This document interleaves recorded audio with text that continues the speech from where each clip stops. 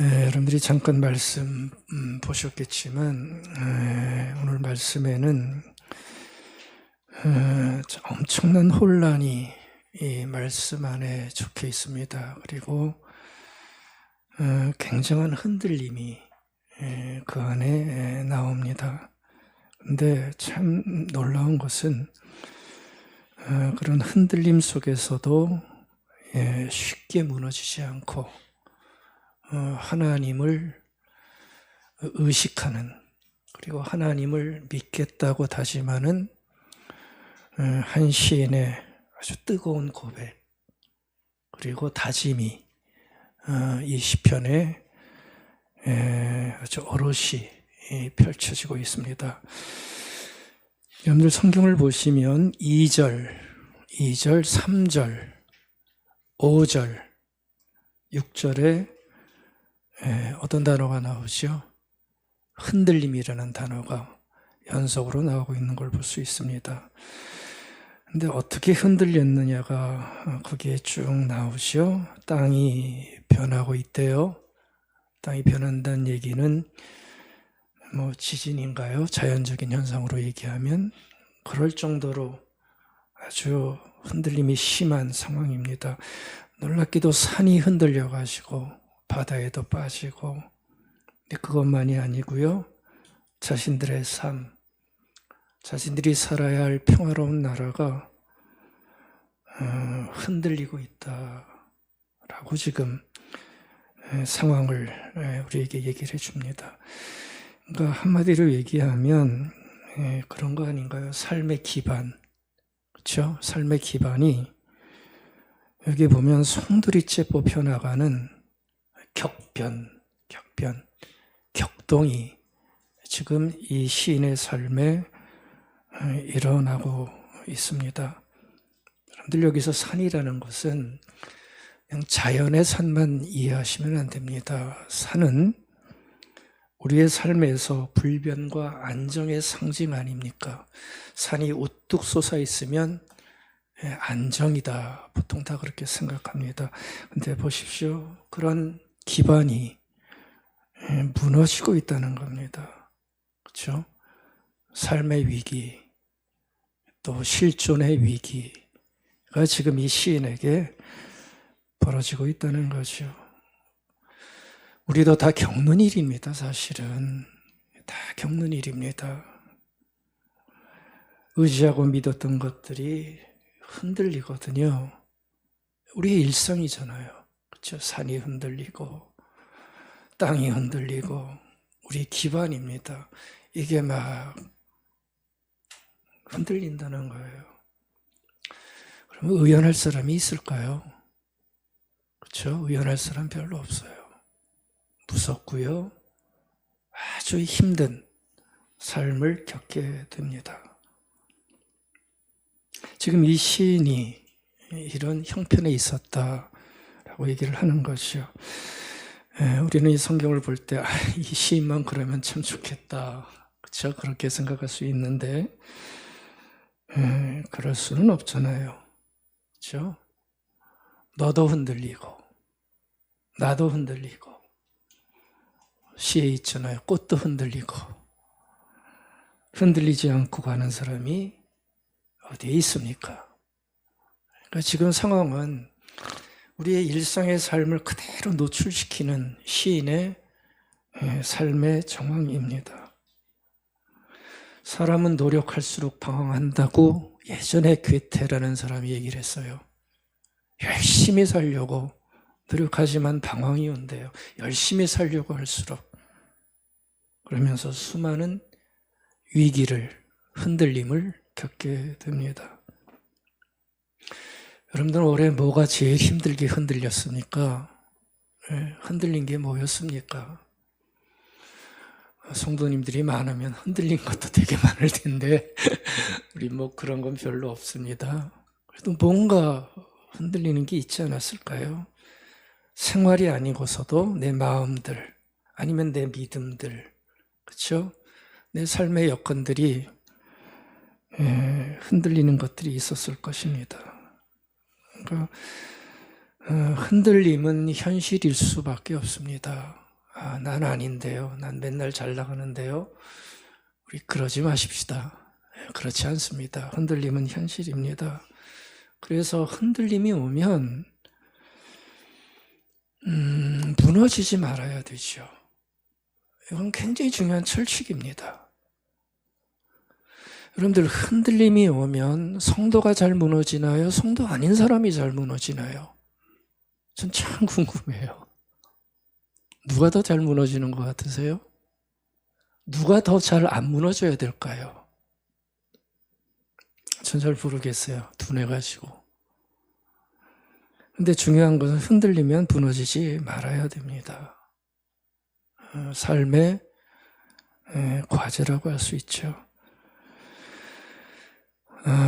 고종이 시인이라는 시 한 편 제가 읽어드릴게요. 고종이 시인, 이제는 나이 드셨는데 이분의 삶을 제가 다 얘기할 수는 없어요. 굉장히 많이 아프고 흔들렸던 시인입니다. 그분이 그 고통 중에 시 한 편을 남겼어요.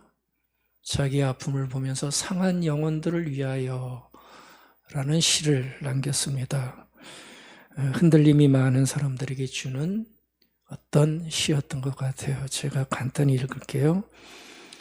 상한 갈대라도 하늘 아래선 한 계절 넉넉히 흔들리거니 뿌리 깊으면이야. 그렇죠? 뿌리가 깊으면 밑둥이 잘려도 삶의 상황이 힘들어지는 겁니다. 그래도 세수는 돋거니 충분히 흔들리자. 상한 영혼이여. 충분히 흔들리며 고통에게로 가자. 뿌리 없이 흔들리는 부평초 잎이라도 물 고이면 꽃은 피거니 이 세상 어디서나 개울은 흐르고 이 세상 어디서나 등불은 켜지듯 가자 고통이여. 살 맞대고 가자. 외롭기로 작정하면 어딘들 못 가랴. 가기로 목숨 걸면 지는 해가 문제랴. 고통과 서름의 땅 훨훨 지나서 뿌리 깊은 벌판에 서자. 두 팔로 막아도 바람은 불듯. 그쵸? 두 팔로 막아도 바람은 불지요. 하지만 영원한 눈물이란 없나니, 영원한 비탄이란 없나니, 캄캄한 밤이라도 하늘 아래선 마주 잡은 손 하나 오고 있거니. 이러면서 시를 하나 남겨줬습니다. 여러분들 이 시에도 보면 흔들린다는 말이 시편처럼 똑같이 4번 나옵니다. 저도 이런 시를 쓰면 4번을 쓰겠습니다. 똑같이 4번 나옵니다. 근데 저는 이걸 보면서 시인은 참 오래전 사람이죠. 시대도 틀리고요. 환경도 틀려요. 근데 느끼셨어요? 흔들림은 편하지 않다는 거. 엄청난 차이가 있어도 인간의 실존은 항상 흔들린다는 거. 여기서 빠져나갈 사람이 누가 있겠어요? 없어요. 누구나 다 흔들린다는 숙명 같은 삶의 상황을 얘기를 해주고 있습니다. 근데 이 시인도 시편의 기자처럼 참 놀라운 게 뭐냐 하면 그 와중에서 하는 얘기가 뭐지요? 흔들리지 말자. 이런 통속적인 얘기를 하지 않고요. 뭐라고 얘기해요? 충분히 흔들리자. 참 기가 막힌 마음입니다. 충분히 흔들리자. 이런 얘기는 함부로 쓰지 못할 것 같아요. 잠깐 흔들리는 사람은 이런 얘기 못 써요. 얼마나 많이 흔들렸으면. 흔들리고 또 흔들리고 흔들리고 안 흔들릴 수가 없다는 걸 인정한 사람만이 나올 수 있는 고백 같은 얘기입니다. 충분히 흔들리죠. 왜요? 흔들림은 멈춤이 없거든요. 계속 오니까. 그럴 바에는 피할 수 없다면 어떡하겠어요? 충분히 겪어내자는 거죠. 흔들리지만 그 흔들림을 내 품에 안고 시에는 어울리지 않지만 정면 돌파하겠다. 이런 오기 같은 마음을 보여줬습니다. 근데 저는 이 시를 예전부터 보면서 그런 생각을 해봤어요. 이 한 구절 쓰기까지 얼마나 오래 걸렸을까? 얼마나 마음을 졸였을까? 얼마나 아팠을까? 충분히 흔들리지 않은 말 한마디 하기 위해서 어쩌면 이 시인은 몇십 년이 걸릴 수도 있었을 것입니다. 그러고서 나온 시인 거예요. 하는 말이 영원한 눈물은 없대요. 여러분들 비탄한 게 지금 있습니까? 근데 기억하세요. 이 단어 영원한 비탄은 없다. 이게 우리 그리스도인들이 내뱉어야 되는 고백이죠. 아무리 슬프고 한스럽고 비탄에 빠져도 우리의 입에서는 영원한 비탄은 없다. 그렇죠? 흔들리면 흔들리지 말자가 아니라 흔들려도 가자. 아멘. 그게 우리의 삶의 자세인 것 같아요. 저는 이 모습 속에서 여러분들이 견고함을 좀 보셨으면 좋겠습니다. 견고함을 봤으면 좋겠습니다. 오늘 말씀 제목이 그래서 흔들림 속에 견고함 이렇게 되어 있잖아요. 여러분들 혹시 견고함이라는 뜻을 아십니까? 견고함이 뭐죠? 견고함은 흔들리지 않는 상태가 아니에요. 사람들이 생각하듯 견고함은 신앙적인 의미에서 정의해 보면 흔들리지만 그 흔들림 속에서 다시 서는 힘, 그게 바로 견고함 같아요. 흔들리지 않는 게 아니라 하나님 나 흔들리지 않게 해주세요. 그런 단순한 아이 같은 기도가 아니라 흔들리지만 그 흔들림 속에서 다시 서게 하는 것, 그게 저는 견고함이다. 이런 생각을 해봅니다. 우리에게 필요한 건 이런 견고함 같아요. 왜요? 흔들림은 모든 실존에는 모든 인생은 다 가지고 있어요. 하나님의 사람이 예외 아니라고 말하지 마십시오. 축복받으면 흔들리지 않는다고 하는 거짓말하지 마십시오. 그런 건 없어요. 모든 인생은 흔들릴 수밖에 없습니다. 그러면 어떻게 해야 되겠습니까?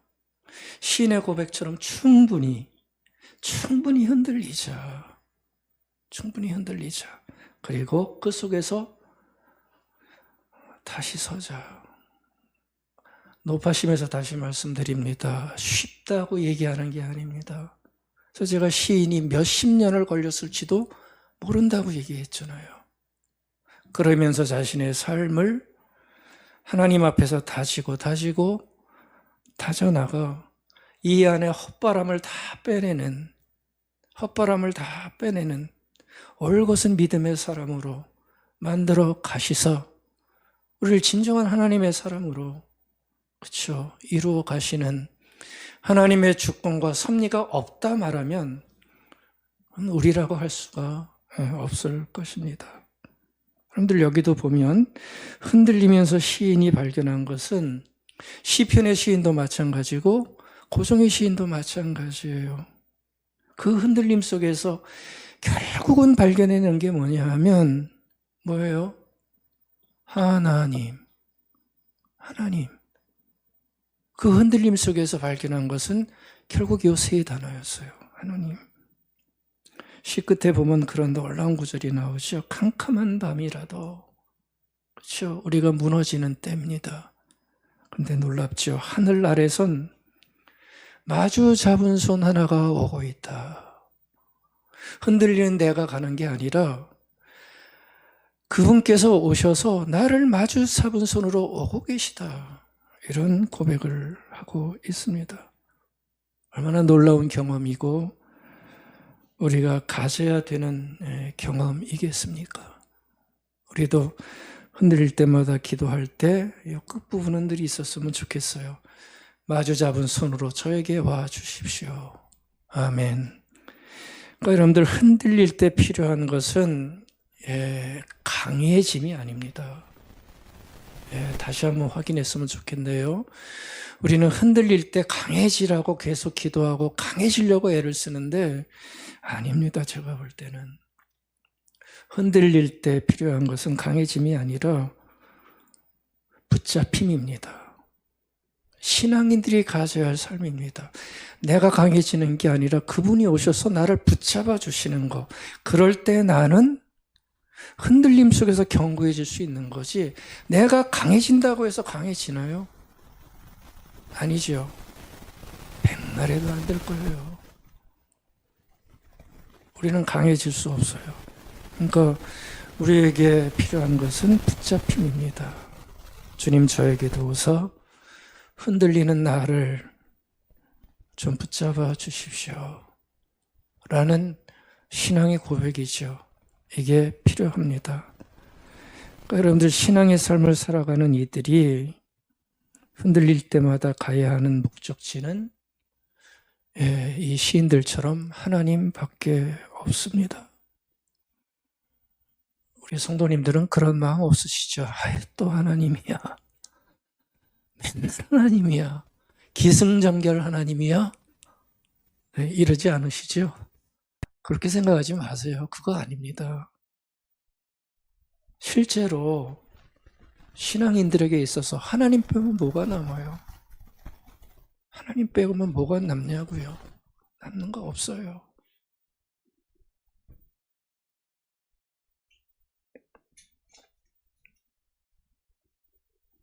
내 노력과 발버둥과 애씀으로 나의 허전한 현실을 빠져나오면 좋겠지만 잘 안 됩니다. 이렇게 흔들리면 늪에 빠져가지고 나오려면 뭐가 계속 발목을 잡아. 발목을 계속 잡아. 나가지 마. 빠져 있어. 그러니까 내가 발버둥을 강하게 쳐도 안 돼요. 붙잡혀야 돼요. 붙잡혀서 그분이 끌어올려 주셔야 그때 우리는 견고해질 수 있지 않겠나 생각을 합니다. 여러분들, 하나님은 절대 나의 노력을 대체하는 분이 아닙니다. 하나님은 우리가 서야 할 절대적인 기반입니다. 내 노력으로 하나님을 믿고 하나님을 내 노력으로 평가하려고 하지 마세요. 그건 아닙니다. 하나님은 끊임없이 우리의 삶의 기반입니다. 그 기반을 딛고 서게 만드는 하나님을 우리가 알아야 된다는 거죠. 그러니까 우리의 수고와 애씀의 방점을 찍어주는 것은, 다시요, 우리의 수고와 애씀의 방점을 찍어주는 것은 하나님이지 내가 아니라는 거예요. 여러분들, 이거 굉장히 중요한 사실입니다. 내 노력과 수고의 방점을 찍는 것이 내가 되는 것과 하나님이 되는 것은 차원이 다른 문제라고요. 근데 우리는 너무나 내가 방점을 찍으려고 하죠. 그래서 내 방점대로 찍히지 않으면 그때부터 헷갈리기 시작하는 거예요. 이거 뭐야? 근데요, 방점은 내가 찍는 게 아니에요. 하나님이 찍으셔야 돼요. 여러분들이 이런 믿음을 꼭 가지십시다. 수고하고 애써야 하지만 그 수고와 노력에 하나님이 계셔야 합니다. 아멘. 그러니까 여러분들, 또 하나님이야 이러지 마시고 하나님을 절대 무시하지 않기를 바랍니다. 그래서 10절에서 그 얘기하잖아요. 시인이 너희는 가만히 있어. 그렇죠? 자꾸 딴소리하지 말고 겸손하게 그분의 하나님 되심을 바라보라. 하나님의 존재 자체를 영으로 느껴봐라. 자꾸 너희들의 그 뭐 갖고 그렇게 작은 판단으로 결정하지 마라. 너희는 가만히 있어 내가 하나님 됨을 알지어다. 아멘. 얼마나 놀라운 선포입니까? 여러분들의 인생에 이러한 하나님의 선포가 들어가면 참 좋겠습니다. 이게 바로 시인이 포착한 하나님의 마음 같아요. 하나님은 당신의 사람들이 하나님 자신을 알기를 원하십니다. 흔들리는 인생들아, 나를 알아. 나를 알아. 흔들림 속에서만 애쓰지 말고 거기서 견고함, 다시 일어서라. 여러분들, 이 신앙이 지금껏 기독교 신앙을 버티게 만들었고요. 신앙으로 고백한 자들이 세상의 어떤 가치에도 굴복하지 않고 살아갔던 힘입니다. 흔들리는 인생들아, 나를 깊게 하라. 다시 일어서라. 그러니까 여러분들, 흔들림 앞에서 우리가 해야 할 가장 가치 있고 소중한 일은, 그렇죠, 내 인생의 뿌리요, 내 삶의 창조자이신 그 하나님을 새롭게, 더 뜨겁게, 깊게 발견하는 길에 답이 있습니다. 흔들림의 고통을 겪는 자는 이 말씀을 들으셔야 됩니다. 그것만이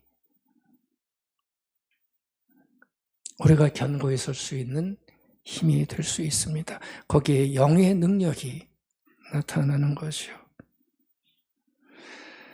하늘을 보내고 맞이하는 이 뜻깊은 시간, 우리가 시인의 고백을 보면서 두 가지 하나님에 대해서 확인하고 가면 좋겠어요.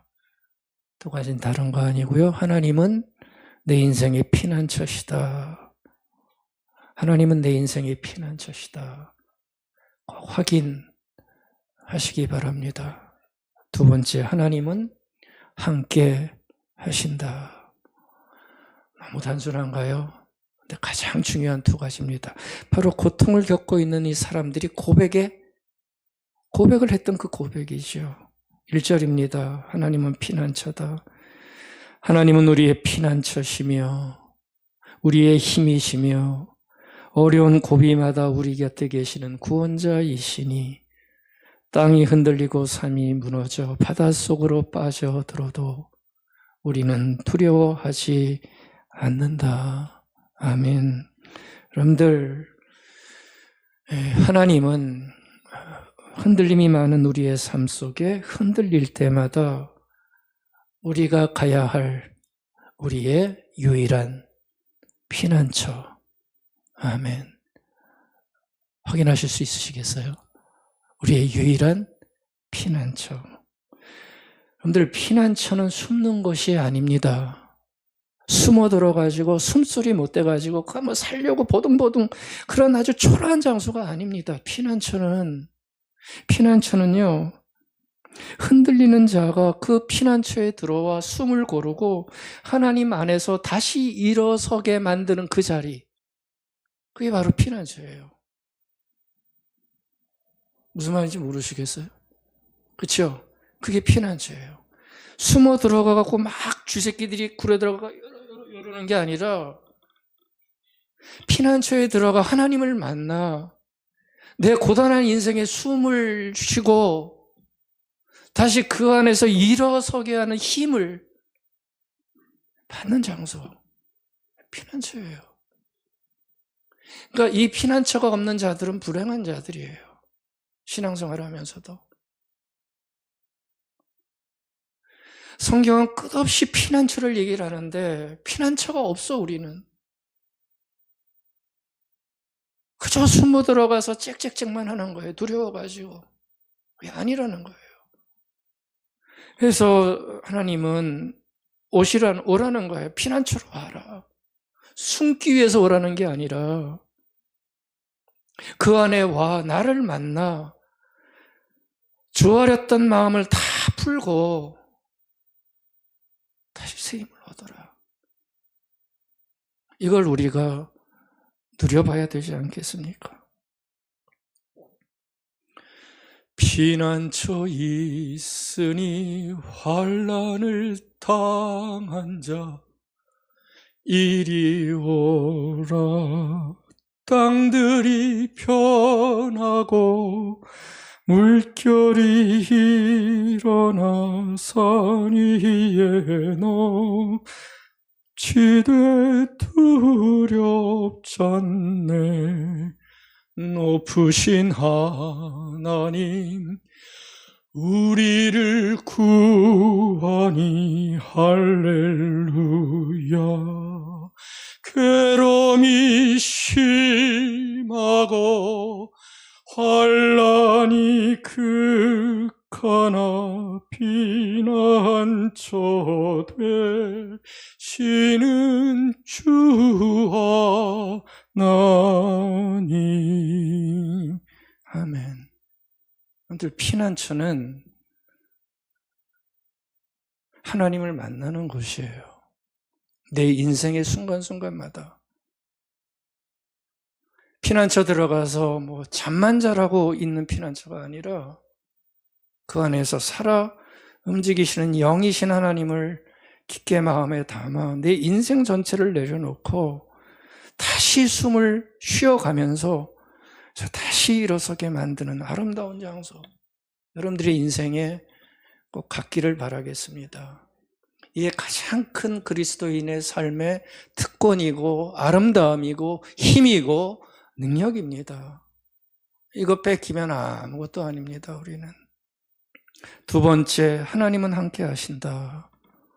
여러분들, 우리가 흔들릴 때마다 꼭 마음에 담아야 되는 거죠. 7절입니다. 만군의 여호와께서 우리와 함께 하신다. 11절, 만군의 여호와께서 우리와 함께 하신다. 아멘. 지난주에도 봤지만 스바냐 선지자 얘기합니다. 너의 하나님 여호와가 너희 가운데 계시니 그는 구원을 베푸시는 전능자시다. 그는 너로 말미암아 기뻐하는 자다. 너를 잠잠히 사랑하며 너를 즐거이 부르시며 기뻐하신다. 함께 하시는 임마누엘의 하나님, 기적 같은 영적인 사건을 믿고 살아가는 인생으로 우리를 불러주셨습니다.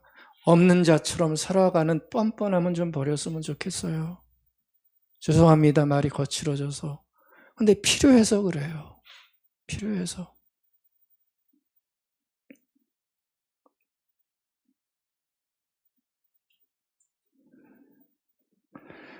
주님께서 마태복음 28장 20절에서 그런 약속하셨죠. 세상 끝날까지 함께 하신다.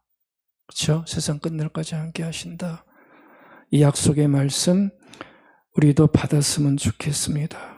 인생의 슬픔과 고통과 쓸쓸함을 넘어가게 하시는 하나님의 이끄심과 섭리하심을 더 깊게 신뢰하십시다. 그래서 견고해 졌으면 좋겠습니다. 5절에 새벽에 하나님이 도우시리로다. 여러분들, 새벽은 어둠이 아직 물러가지 않은 때입니다. 아직 어둠이 물러가지 않고 어둠이 끝까지 버티려고 하는 그 어간이 바로 새벽이죠. 어둠이 물러가는 마지막 고비의 순간. 근데 여러분들, 바로 그 고비의 시간에 주님께서 오셔서 도와주시겠다. 바로 그 얘기입니다. 마지막 고비 넘어가는 어둠의 시절에 주님이 오셔서 그 새벽에 도와주시겠다.